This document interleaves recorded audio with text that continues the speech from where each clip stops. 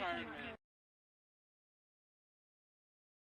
feel like that's not a view we often have because at this point we're so... There we go. We have There we go. Crew Dragon Grace through the fog. That is quite the view. Of course, California will have a foggy Crew Splashdown. Yeah.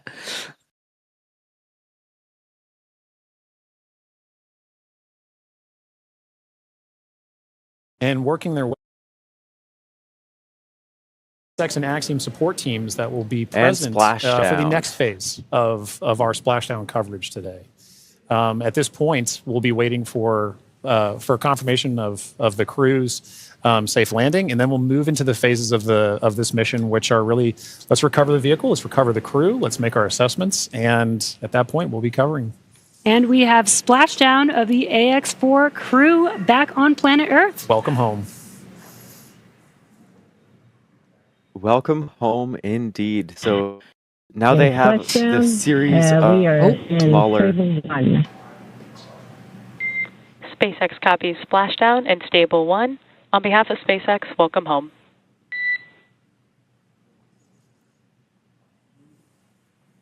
And thanks for the great ride and the safe trip, and Grace is happy to be back. Have you back home safely as well.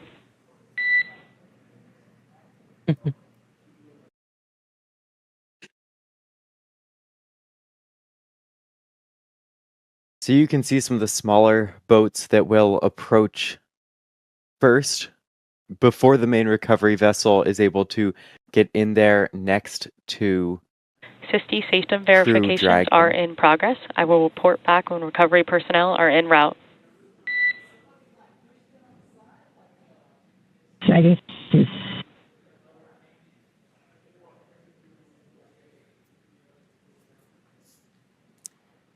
Yeah, so now you can see.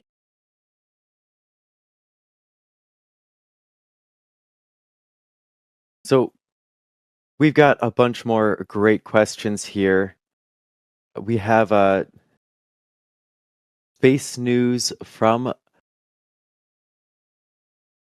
and they are wondering when they stopped doing entry and recovery by Florida, and I'll tack on to that once again why they've moved to these California reentries. It's interesting because they're panning around, and you can see some of the lights from the city, and the sky glowing orange. But yeah, so the whole reason was because prior to doing these reentries over California, so with Dragon 2, they started doing the splashdowns of the coast of Florida so that they could be closer to the refurbishment and launch facilities, right? So they thought, okay, that's cool. The problem is, you cannot do what they did with with Dragon 1. Dragon 1, the version of Dragon that's behind Jesse there. And so what they did...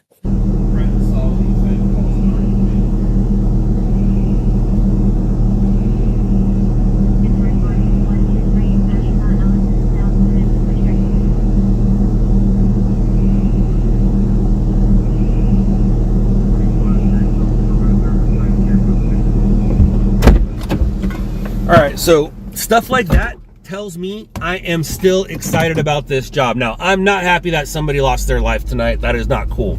But when it comes to footage, oh, dude, that was gnarly. Oh, sorry, kitty. I scared the kitty. When I said, oh, he jumped.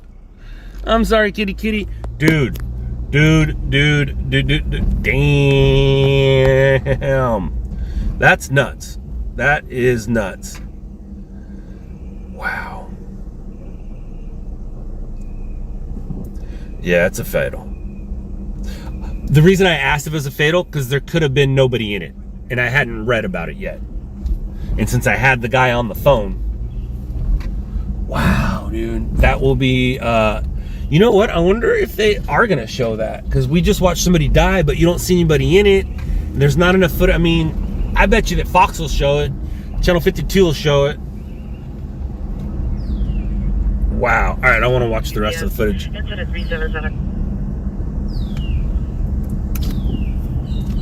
All right, here we go. And then I'm going to look at something in a second. I'm going to turn the volume down. I don't want to hear that. Volume off. Here you go. All right, so I'll show you the other stuff. And it is blurred, so that's good. So we'll roll through it here. This is AJ stuff.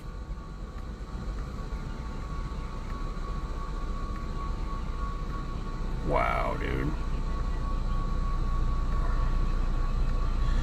So that's gonna definitely be truck driver, dude. What a bummer, man. What a bummer. Alright, one more time and then we're gonna let it. I don't want the sound though.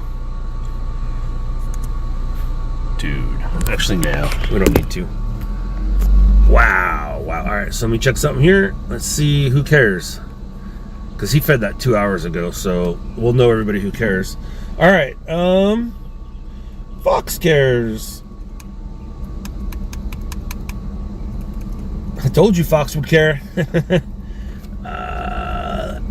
Hey, there's that guy. And you see that dude just walk by on the right? That was our singer-dancer. Did you guys see him? That was our singer-dancer. Yeah, Fox, and I think that's it for right now. We'll pick that up. Some people were asking why the green and red lights, those are navigation lights for port and starboard. Essentially the left or the right-hand side of the spacecraft. And if you think spacecraft, because they're in space, they cannot have left and right, they absolutely do.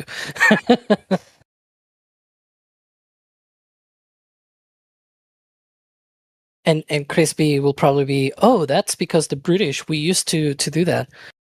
The green and red lights on ships and something, I don't know. It's been a while since I looked that up.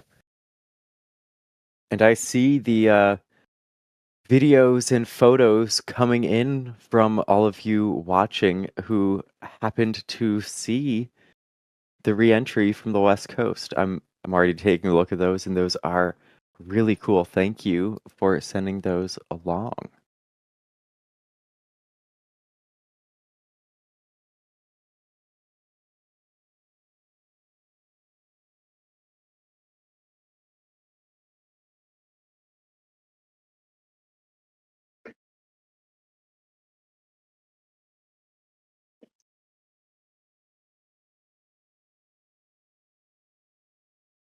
So, what are the things they're doing right now?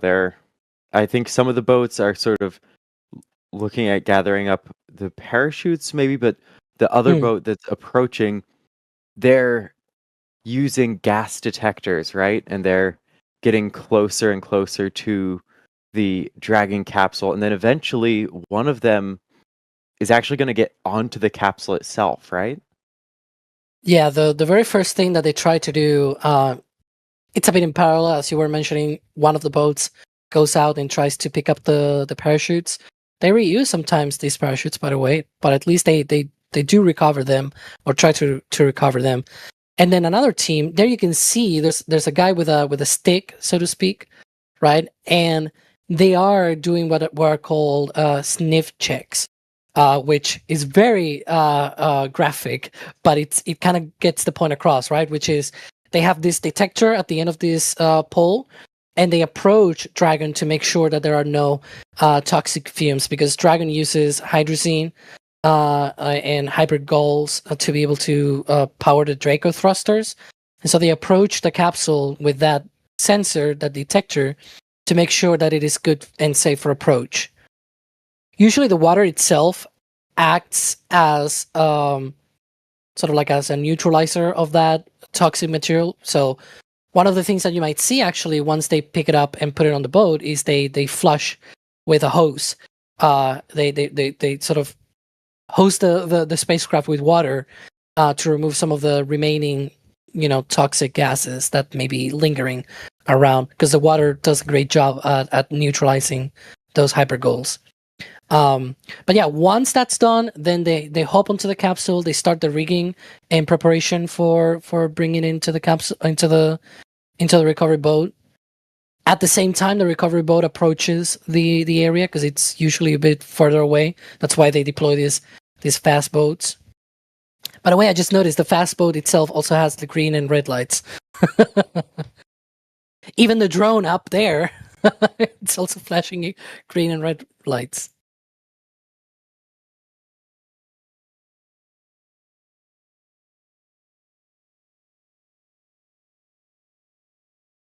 Yeah, those boats are still keeping their distance for now.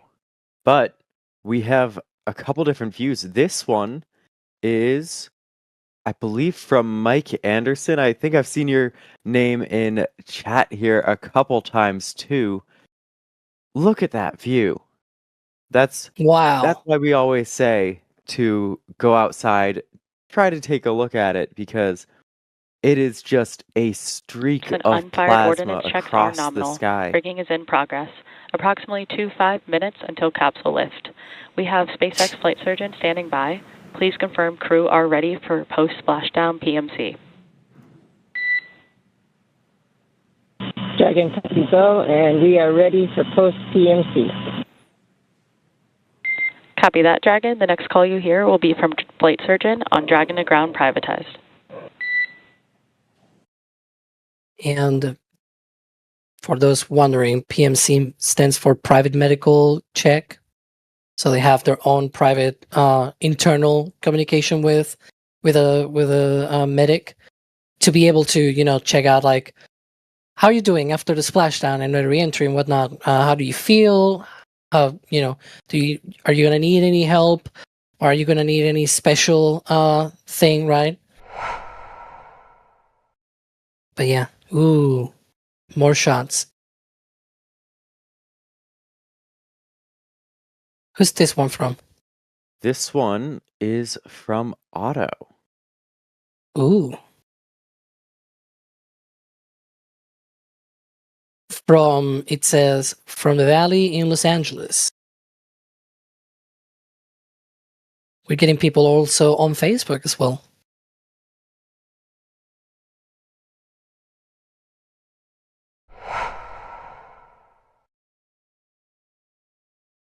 That one is from Tom Hall.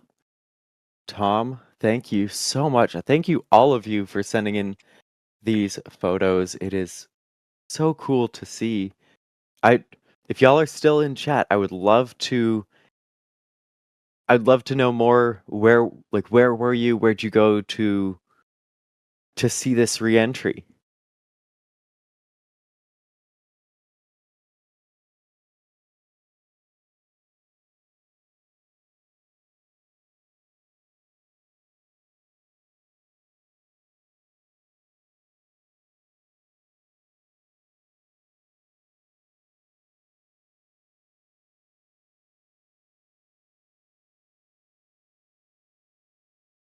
So these boats are gonna, once again, like Alex said, slowly get closer, and now they're really approaching the capsule to get alongside it.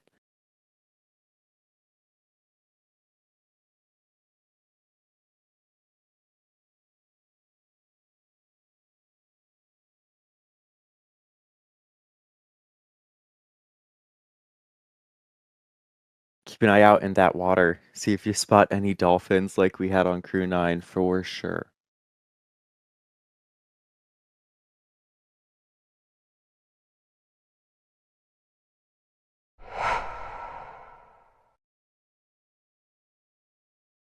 And this view is actually from our own Jay DeShetler. Where was that from? That was shot from the Lick observation.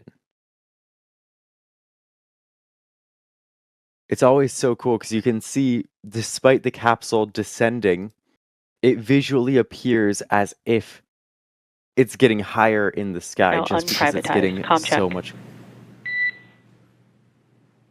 We have you loud and clear on Dragon Ground. Copy, Dragon. We have you the same.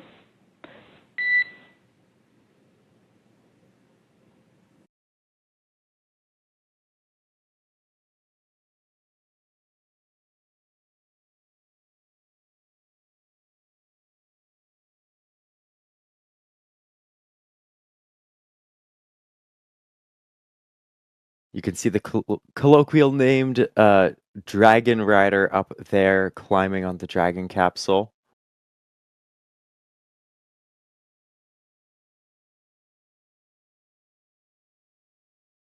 Be advised, we're going to step into transitioning the forward link.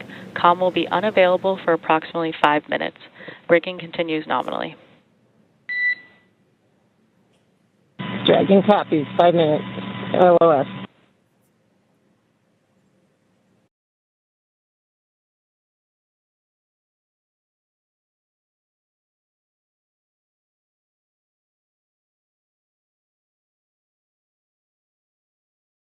It's always funny to see how toasted it looks like. Absolutely. I know it was always fun seeing them return into the Port Canaveral area, getting that up-close view of the, I guess, toasted marshmallow, as you could say.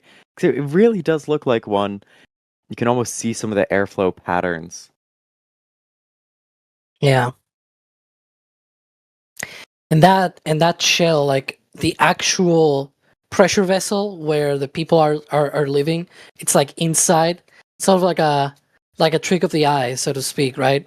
All of that you see out there is just a shell that they can remove and replace, and it's made out of a very interestingly named material they call SPAM, which stands for SpaceX Proprietary Ablative Material. And so those are like panels that they can remove. They can access like the interior propulsion systems, the propellant tanks and everything. And they can just, put back new panels. And that's why when they launch one of these, even though they may have flown multiple times into space, they still look, white and clean and everything, and like not toasted, essentially. Yeah, and I'm seeing from a couple of the people who got shots and saw Dragon re-enter, Mike, whose video we saw first, just walked out front during the comms blackout and looked northwest where the launches came from, and that lined up perspective-wise this time to see that return. And we also have Ray saying it was a beautiful streak from out in front of their house. So that that just goes to show, just because you aren't in whatever you might consider the ideal location, wherever you are, it's worth a shot to try to look. What we talk about it with launches all the time. Wherever you are in Florida, step outside, try to see a launch. It can be seen from so far away if you're just looking for it. And also if the weather is right. I'm seeing some people that were actually from the San Diego area that they didn't see it because it was cloudy, just as we saw as Grace was parachuting down. But classic California, right? The marine layer and everything just hiding that descent. There's the boat. Now that rigging, they'll be able to. There's like an A-frame on the back of the boat, and they'll be able to sort of hook that rigging to the A-frame, and the A-frame will be able to lift the capsule on the deck of the boat. There's like a specialized tool that they use to sort of rest the capsule instead of just directly on the deck of the ship. It's on that tool. They call it the Dragon's Nest, and I think it's a very nice name because it kind of looks like a nest for dragon to sit on. But yeah, and then the Dragon's Nest is also like on chains, so to speak, and they pull those, and so they can make the capsule approach the elevated deck. You can sort of see it at the back of the ship there. There's like an elevated deck, and that's where what they use to be able to help the astronauts out of the capsule. I do wonder what kind of method they're going to be using for the egress, the exit from the capsule. Because sometimes the short duration missions, short in quotes, of course, because this one was a few it was a few weeks, but still it's short, right? Compared to like 6, 7, 8 months. Usually those long duration missions, they take the astronauts on stretchers because it's been a long time in zero G, right? Whereas shorter missions, usually they can just walk out of the capsule, right? With a bit of help, but it's a short enough time that they can quickly accommodate, and they are not as impeded by the whole staying in zero G thing. So it'll be interesting if they take the stretchers, or if they just walk out of the capsule.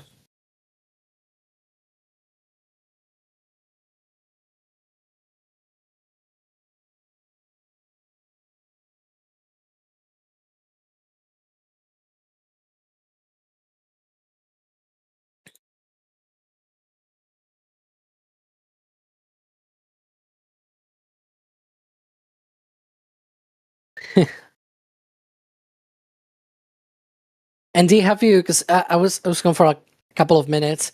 Have you talked already about the jump from the rigging person there? I mentioned the rigging. I did not mention the jump at the end. That's always a fun part. You want to talk about that? Yeah, it's always epic. So right now they are waiting for getting closer a little bit to the opposite, for the recovery ship to be closer to Dragon for the rigging. Then they bring it close, and then they put it on the ship. But before they put it on the ship, of course, the person that is right now sort of hanging from the side of Dragon, you can see it there, that person, they have to get off, right? They're not going to be climbing onto the ship the same way as Dragon, so they jump off the capsule, and it's always quite fun to see that. Normally they do some kind of sighing or something, right? There was also a great moment just like a minute or two ago when they were leaning back, and with the light from the ship in the background, it was just a silhouette of the Dragon capsule and then a person casually standing on the side of it.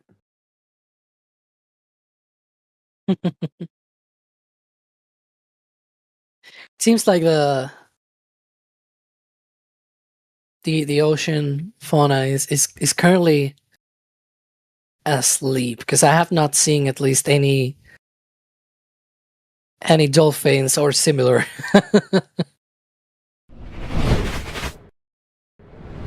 No, I've definitely had my eye out for any sea life. Yeah. You can see now they're rigging it. You can see the folks on each side of the A-frame are pulling on Dragon to bring it closer.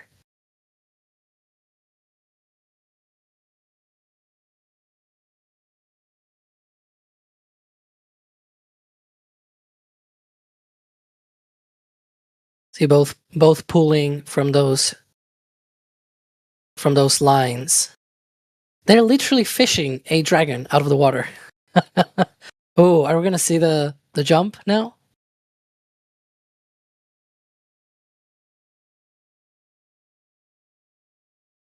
Although I think, yeah, now they're gonna be rigging. There we go. There's the other rig.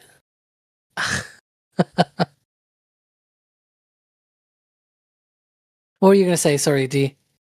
I just saw the person on Dragon give a wave, and that was, I guess, to receive that line for the remainder of the rigging. We can see that whole structure angling down now. Yeah, that A-frame. Because they hook it up, and that's what they use to be able to lift it out of the water.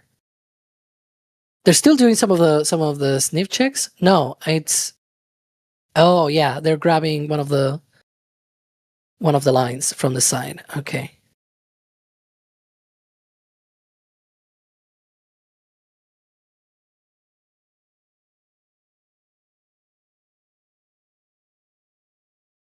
Let's see. The capsule is too overexposed, though. I was about to say, someone drop the exposure a bit. Yeah.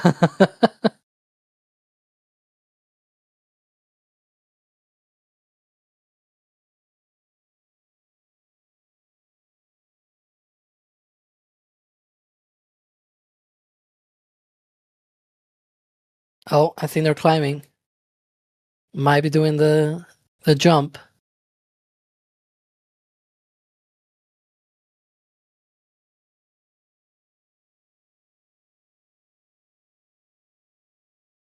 There we go.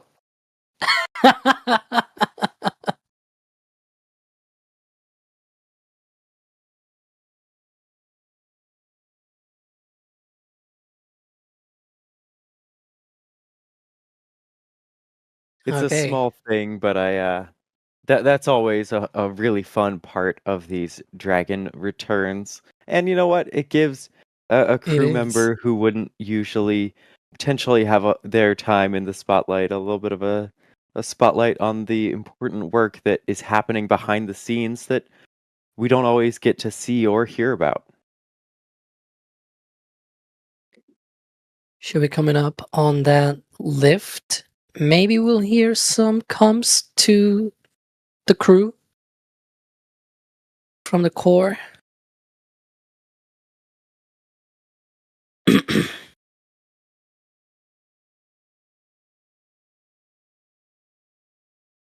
Oh, there we go. SpaceX, rigging is complete. Stand by for capsule lift. Already underway. Too late. Yeah. Dragon copies. Dragon SpaceX, capsule lift in progress, brace. All right, good verbal confirmations there and visual confirmations that we're getting a successful lift. Dragon copies.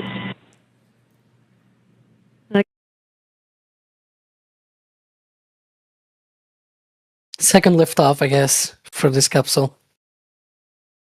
Yeah. And as they put it down on the nest, you might see some of that water. You can see some of the water in one of the compartments there. That's where the parachutes were located. It's a big empty space, as you can see, because now the parachutes are no longer there. But that water is going to spill. There we go. Slowly.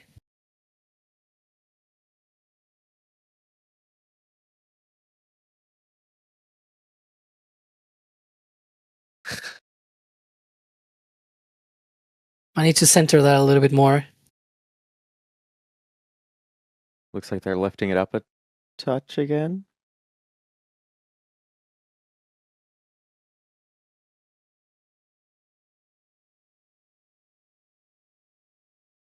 There we go. They're adjusting it.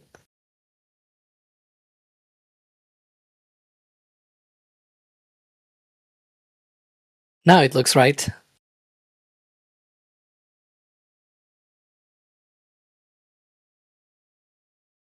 You might see them with a mask there, because as I was saying before, there's still some, probably, you never know, right? There might be still some of those fumes from the hypergoals, right? So one of the things we may see as they move it to the top deck. Recovery ship. Apology for the delayed call earlier. We are still working to transition the forward link. Recovery personnel are completing their final checks, and I will let you know when we are ready for translation across the deck to the eCrest platform.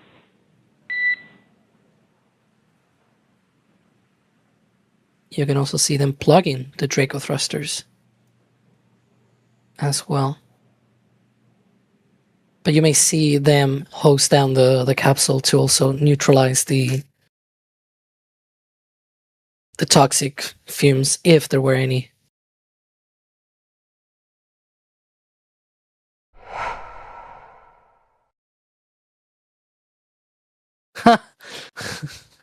The jump. Boop. Replay. And that is incredibly quick from the moment that person's feet leave the capsule till they are already on board that other boat. That's an incredibly well timed out and planned procedure, despite it looking like just a jump from a floating spacecraft.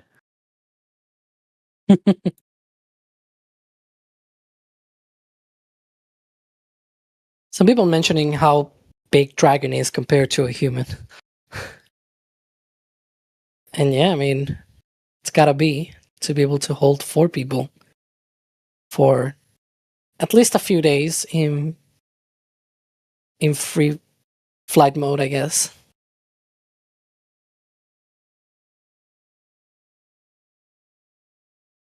Now, it's worth mentioning, as I was mentioning before, right, that not all of the capsule is where the people live. Because, for example, a lot of the bottom section of the capsule is just propellant tanks, pressurization tanks, the thrusters themselves, those Draco thrusters, the ones that we see there, angled and whatnot. There's also the Super Dracos, the one on the pods, right? And then inside, that's where the people live. So the actual pressure vessel, as it's called, it's a little bit smaller. It's just like, I don't know, like an airplane. You see the outside, but then there's like layers of protective material and like, you know, the interior of the cabin as well, and things like that. So yeah. Alan L asking, how private is the bathroom area in such a tight space? Not very. They have a curtain, excuse me, a curtain. Jeez, I cannot pronounce that. You know what I mean, right? Private curtain, essentially, and they can sort of hide themselves as they do their things. But yeah.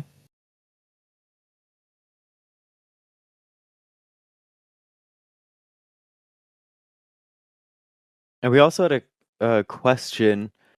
Like, originally, Dragon was going to be carrying up to 7 people, but...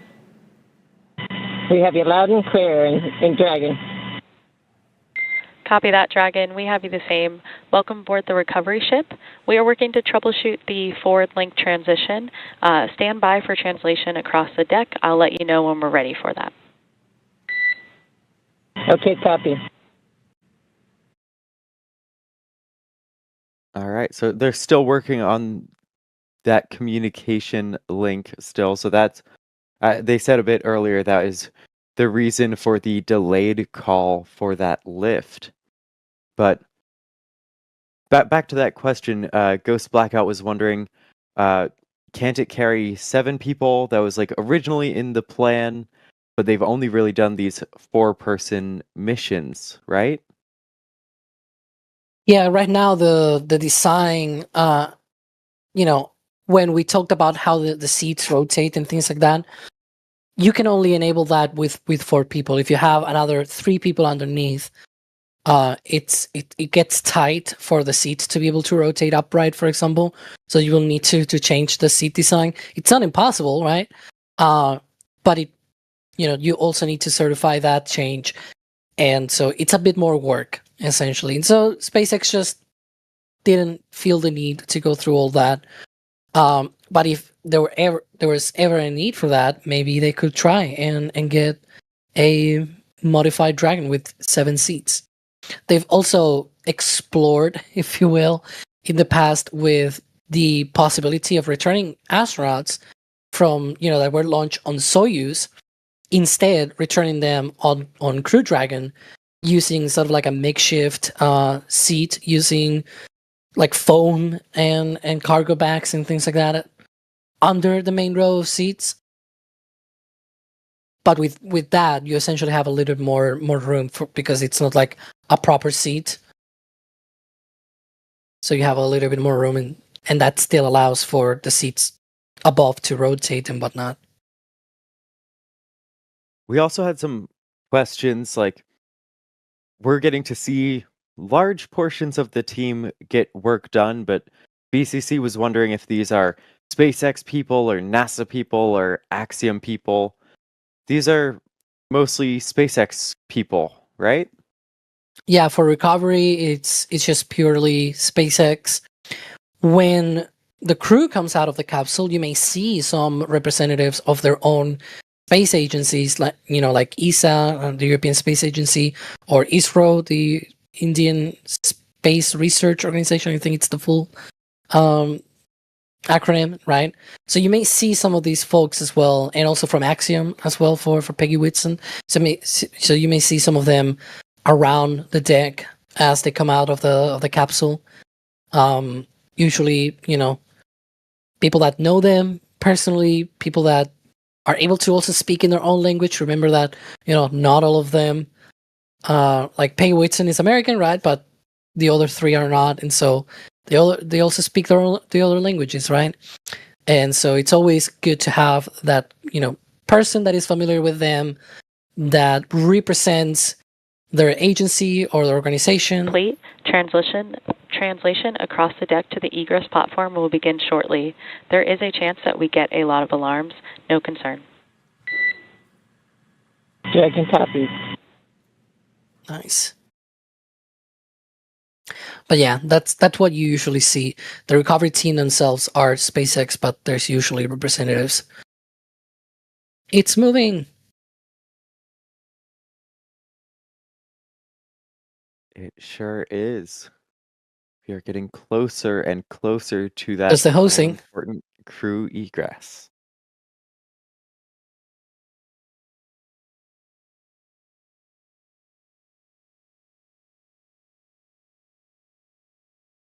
And yeah, Michael, like sometimes, automated systems don't know that you're manually doing things that it's normal to do.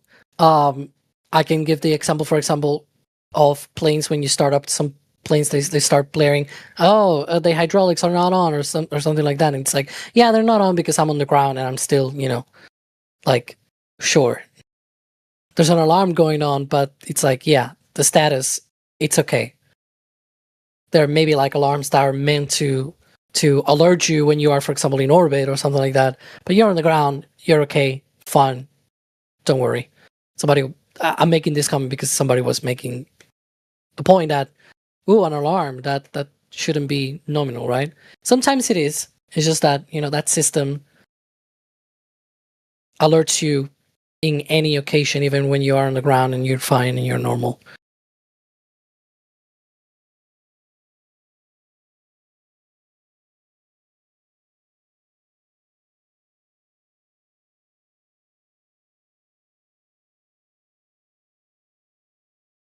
So we got a question here from Timothy Creed, wondering about some of the experiments that they did on this mission. And there are honestly actually too many to name. There are some sort of human science experiments looking into DNA repair and the like. They're also continuing to participate in stuff like the ISS ham radio program, where people on the ground can use even just handheld radios and directional antennas to communicate all the way with space. There were certain reach out events to get kids interested in science and in space. Some smiling faces. Here we go. All right, we're looking forward to it.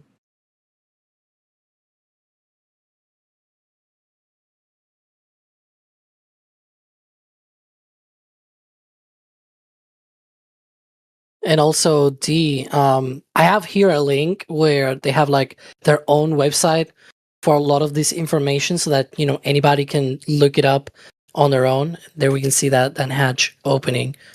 But they had so many experiments for like different, because you have different organizations flying here. So Axiom is doing their stuff, ISRO is doing their stuff, etc., right? And so there's many experiments here. I'm gonna spam the link in chat so that people can check it out on their own.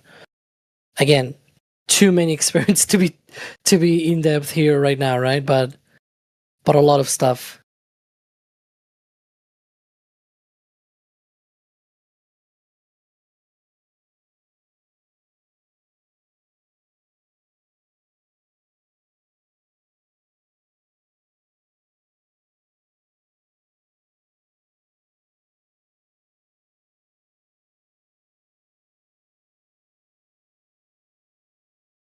So that frame they're working on right now, is that to like cover the seal as they egress, or do you know what that frame is for? Yeah, there's a very delicate seal there that they need to protect in between missions. You know, you don't want to have to replace the entire thing because it's very costly. I'm not the one that is building this capsule, but I can imagine that it's very costly to make a good hatch seal, especially with this hatch, which was not opened at any point in the mission because it's up in space. The one that they used to be able to go to the ISS, it's the one on the front. This one on the side is closed off a few hours before the launch, and it doesn't get open until now. So it's a very important hatch to keep closed, right, during the mission.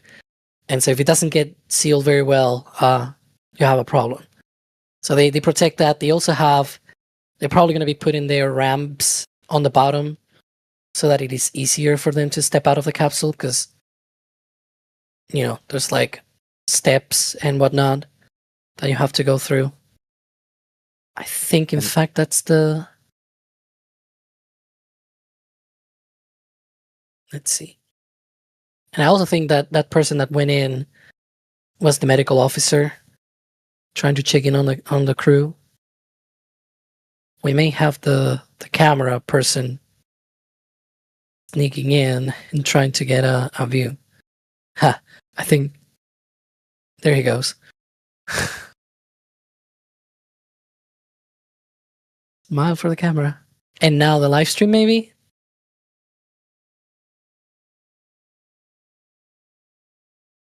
Don't bump your head.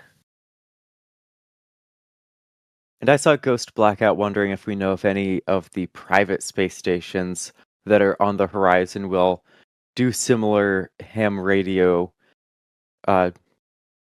participation with the world. I don't think we know for sure one way or another, but I certainly hope that they do, because I think that's a great way to get more people interested in space, talking with space. Like, what cooler thing to say than I talked to astronauts in space? Yeah. They're now removing the tablets, the packs there with all of the... Because you see the tablets, but then the thick pad there contains the same checklist, but in paper form as a backup.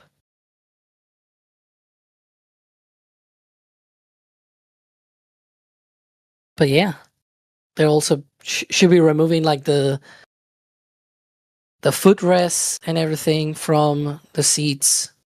I wonder if that person with a camera is the live stream camera, because the other one seemed to just be taking photos, whereas this one, I don't know. You're the camera expert though. I'm talking here. Well, it certainly looks like a video focused rig, but whether or not it's configured for live streaming, it doesn't particularly look like it's set up to be shared live. Well, there we go, though. There we go. Proves me wrong. I was wondering that I didn't see that cable. Yeah, I was wondering about it precisely because we've seen in the past, right, that they sort of sneak in the camera into the capsule to take a look at the crew. That's nice.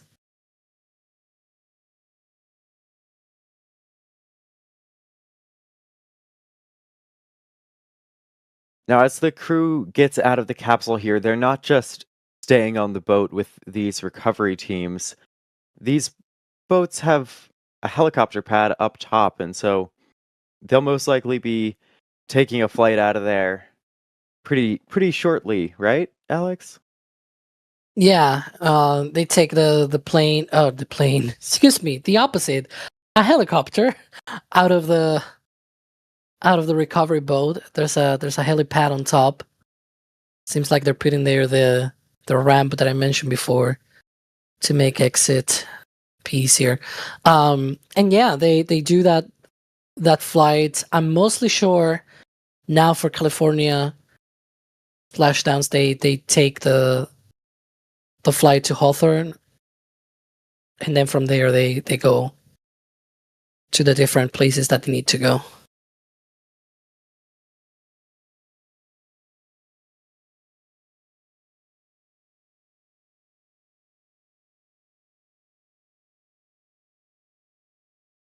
We'll see who exits first, because sometimes they switch around the order. Like, I've not seen yet a crew mission where they exit in the same order, one mission after the other. It's like sometimes they make the mission specialist exit first and then the pilot and commander. Other times it's like the pilot and commander first, then the mission specialist.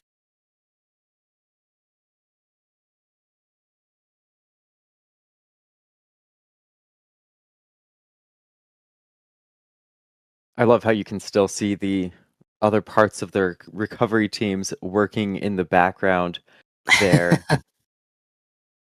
Yeah, their work is still not done. They still need to do a lot of other maintenance and preparations for the trip back. The recovery ship itself goes to Long Beach, where SpaceX has their recovery operations for the West Coast. That's where the boosters go, where the fairing halves go when they recover those as well. And now also Dragon spacecraft go there. And from there, they're trucked all the way to Florida for refurbishment and preparations for the next launch. Speaking of that Dragon refurbishment, Creative Bytes is wondering, after each use of Dragon, do they entirely replace the heat shield or just repair it? So what sort of things go into this reflight of Dragon capsules? Yeah, so for example, as I was mentioning before, that spam material on the outside, the one that makes Dragon look white, right? Again, spam standing for SpaceX proprietary ablative material. They love their acronyms like that. So that, for example, is ablative. It is replaced, and new material is installed for the next launch. The bottom heat shield, the main heat shield that is used to sort of take away the heat of reentry, that is Pika X, phenolic impregnated carbon ablative material, and X for SpaceX. And so the Pika X is also replaced, but there's another lane structure, so to speak, where the Pika is applied. That one can be reused a few times, in fact. So the underlying material can still be reused, but the Pika itself is not. And it looks like we're having the first astronaut out of the capsule.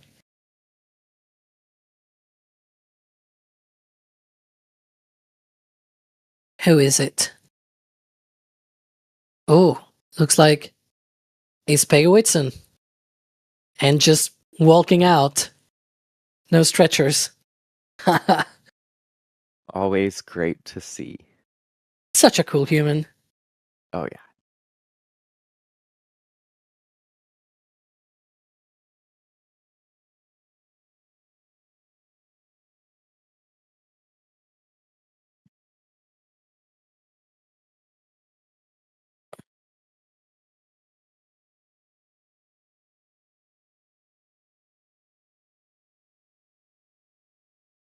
I'm assuming maybe the next one will be Shooks, the pilot from India.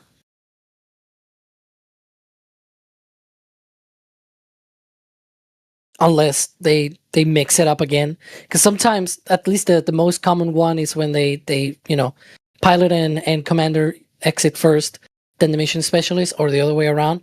Usually in that sequence of pairs, essentially.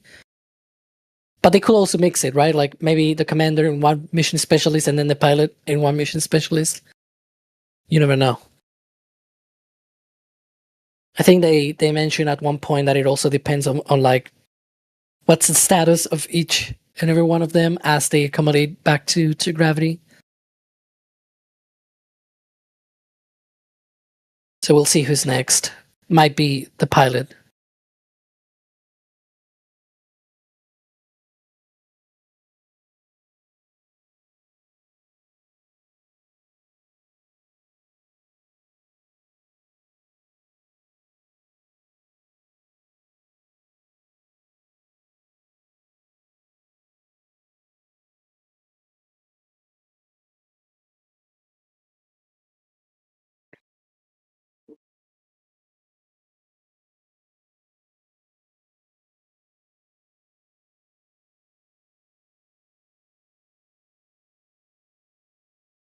Let's see, who's that?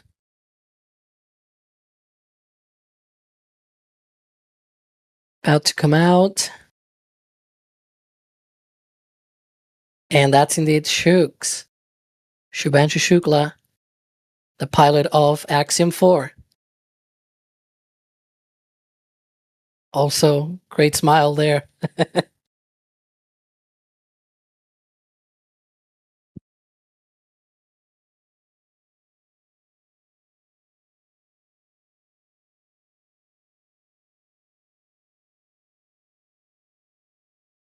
Hopefully we get to see him fly again into space on the Gaganyaan spacecraft from India. They're developing their own human spaceflight program. So hopefully, and also their own space station. They're doing a lot of stuff in the next few years. Might take some time because it's quite complicated, right? Getting humans into orbit and whatnot. But still.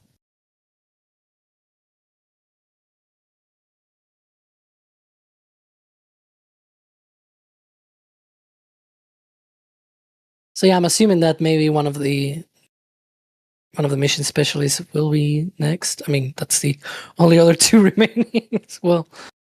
But yeah.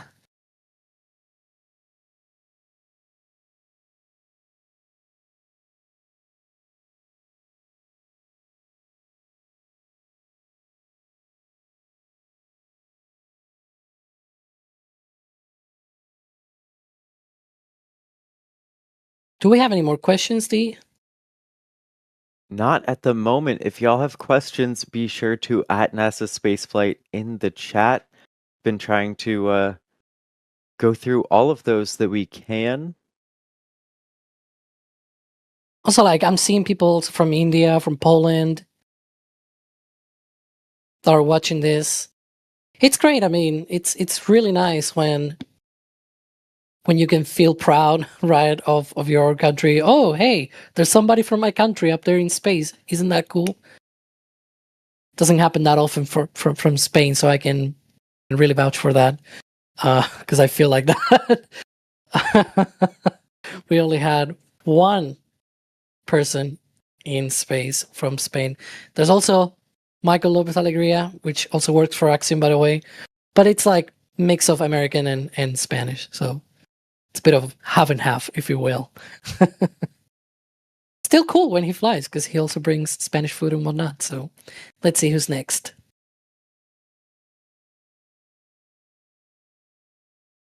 Hey, Swave. That will be Swavus. Oh my goodness. I'm really sorry. I'm gonna butcher his name. Swavus Wisniewski. There we go. I tried my best. So it was far better than I would have done. From Poland. Also part of the European Space Agency. And again, as somebody that studied physics, I always find amazing that he worked at the Large Hadron Collider at CERN.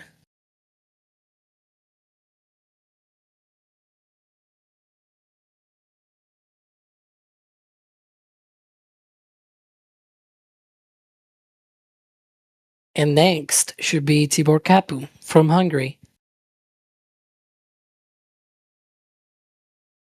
The last of the 4 crew members of Axiom-4. Taking away the stretcher, being like, we're not going to need this.